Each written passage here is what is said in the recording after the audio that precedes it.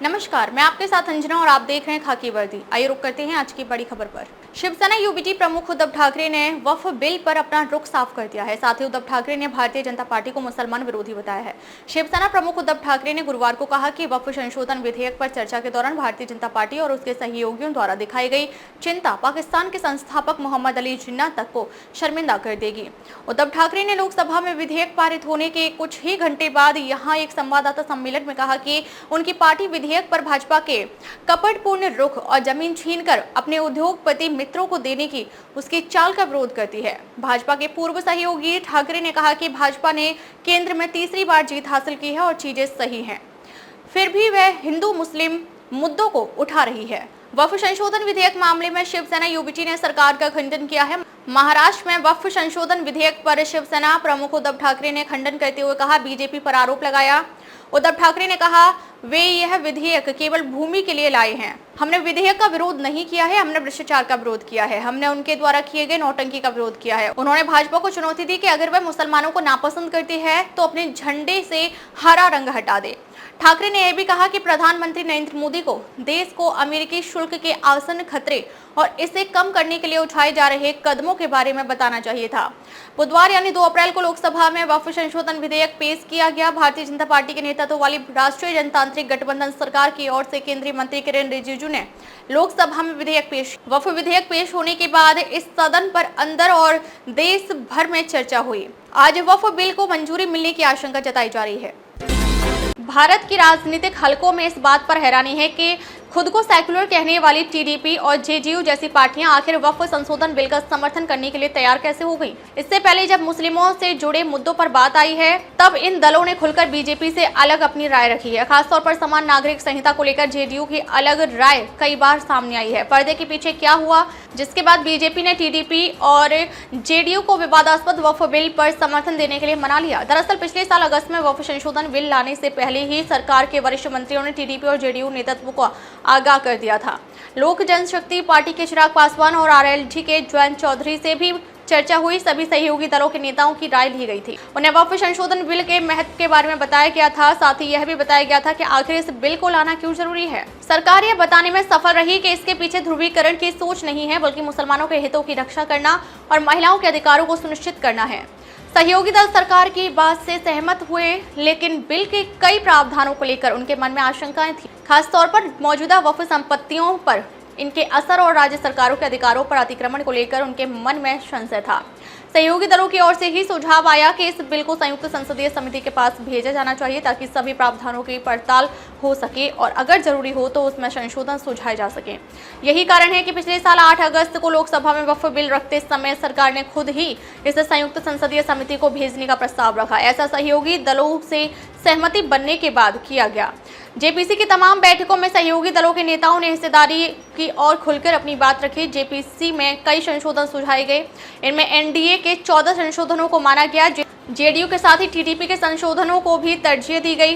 दरअसल वक्फ बिल पर जेडीयू ने सरकार को कई अहम सुझाव दिए थे और इन सुझावों को तरजीह दी गई। सूत्रों के अनुसार जेडीयू ने सरकार से कहा कि नए कानून को पिछली तारीख से लागू नहीं करना चाहिए, यानी मौजूदा पुरानी मस्जिद, दरगाह या अन्य मुस्लिम धार्मिक स्थान के साथ कोई छेड़छाड़ ना हो।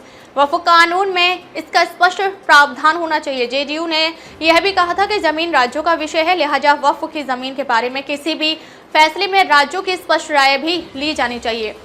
सूत्रों के अनुसार जेपीसी द्वारा सुझाए गए 14 महत्वपूर्ण संशोधनों में इन्हें भी शामिल किया गया। सरकार ने लोकसभा में जिस संशोधित बिल को पारित किया उसमें महत्वपूर्ण संशोधन यह भी है कि यह पिछली तारीख से लागू नहीं होगी। इसी तरह राज्य वक्फ बोर्डों में कलेक्टर के बजाय अधिकृत वरिष्ठ सरकारी अधिकारी को मध्यस्थ का अधिकार देने का संशोधन सुझाया गया है, जिसे कैबिनेट ने मंजूरी दी। इससे भी राज्य सरकारों की भूमिका बढ़ गई। इस तरह जेडीयू के सभी महत्वपूर्ण सुझावों को मान लिया गया। टीडीपी भी चाहती थी कि राज्यों की स्वायत्तता बरकरार रहे।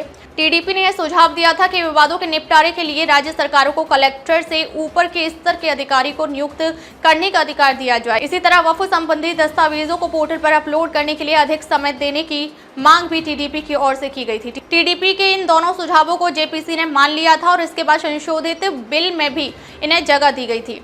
इसके बाद टीडीपी ने भी बिल के समर्थन का फैसला किया। बिल लाने से पहले केंद्रीय गृह मंत्री अमित शाह के जेडीयू के नेताओं ललन सिंह और संजय झा से संसद भवन में मुलाकात भी हुई थी। इसमें उन्हें बता दिया गया था कि सरकार ने जेडीयू के सुझावों को बिल में जगह दी है। लोकसभा में बिल का जोरदार समर्थन करते हुए ललन सिंह ने इन आकांक्षाओं को निराधार बताया कि यह मुस्लिमों के हित में नहीं है। बिहार चुनाव को ध्यान में रखते हुए उन्होंने कई बार मुख्यमंत्री नीतीश कुमार का नाम लिया और उनके द्वारा मुसलमानों के हित में उठाए गए कदमों का जिक्र किया।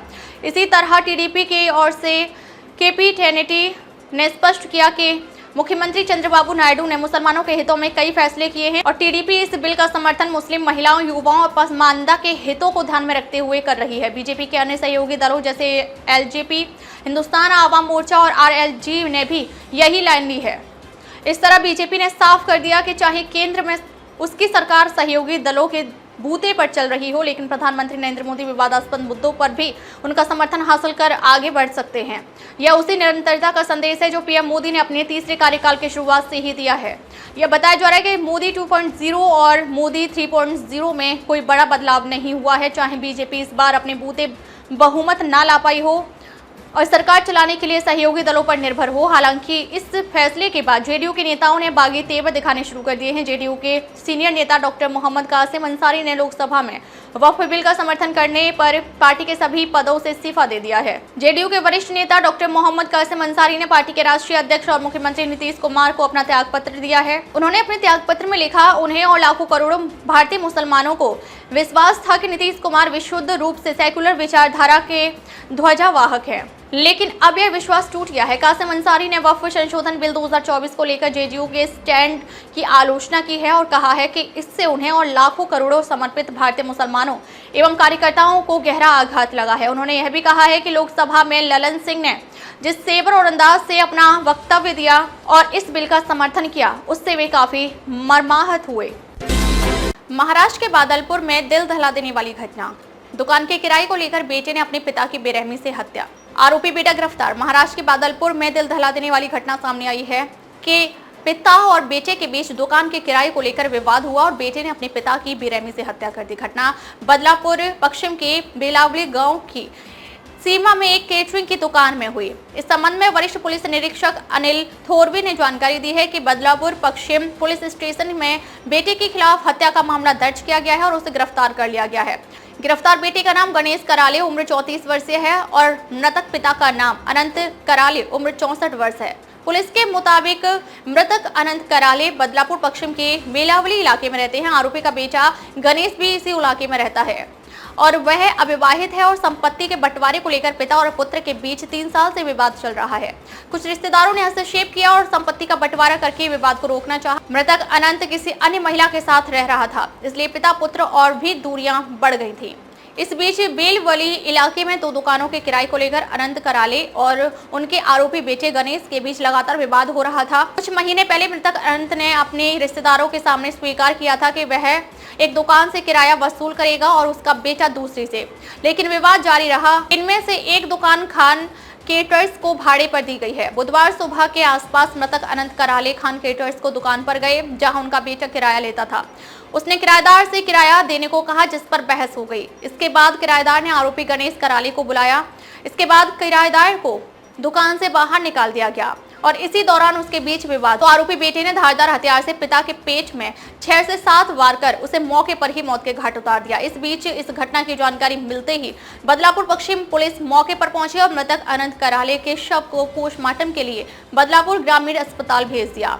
इसके बाद खान केटर्स के मालिक की शिकायत पर आरोपी लड़के गणेश के खिलाफ हत्या का मामला दर्ज किया गया और उसे बेलवली इलाके से गिरफ्तार कर लिया गया, जहां अधिकारियों ने कहा है कि गिरफ्तार आरोपी गणेश को आज अदालत में पेश किया जाएगा और बदलापुर पश्चिम पुलिस टीम इस अपराध की आगे की जांच कर रही है।